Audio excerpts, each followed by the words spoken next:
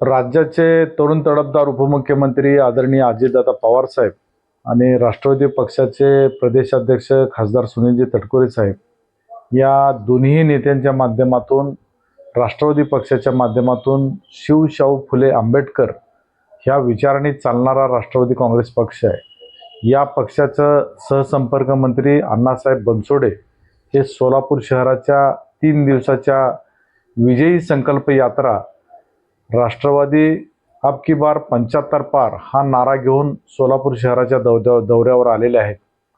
अण्णासाहेब बनसोडेंच्या माध्यमातून सोलापूर शहरामध्ये विविध भागामध्ये विविध उपक्रम, प्रत्येक वार्डामध्ये विविध बैठका, छोटेखानी मेळावे असा विविध उपक्रम शहरभर 3 दिवस सुरू आहे।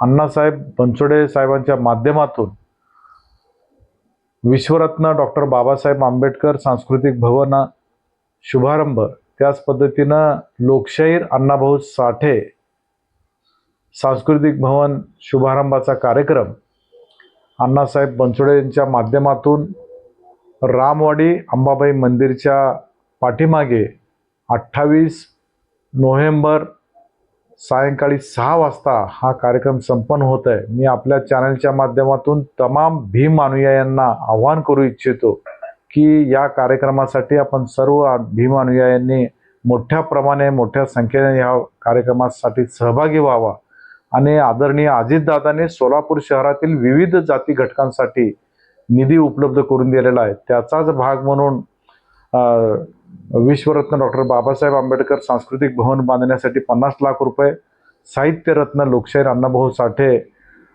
सांस्कृतिक भवनासाठी 50 लाख रुपये, असं जवळपास 1 कोटी रुपये निधीच्या कामाचा भूमिपूजन विधानसभेचे उपाध्यक्ष आदरणीय पिंपरी चिंचवडचे आमदार अण्णासाहेब बनसोडे साहेबांच्या माध्यमातून हा उपक्रम होत आहे। मी आणि माझे सहकारी नगरसेवक नागेश अण्णा गायकवाड आम्हा दोघांच्याही विशेष प्रयत्नातून हा कार्यक्रम संपन्न होत आहे।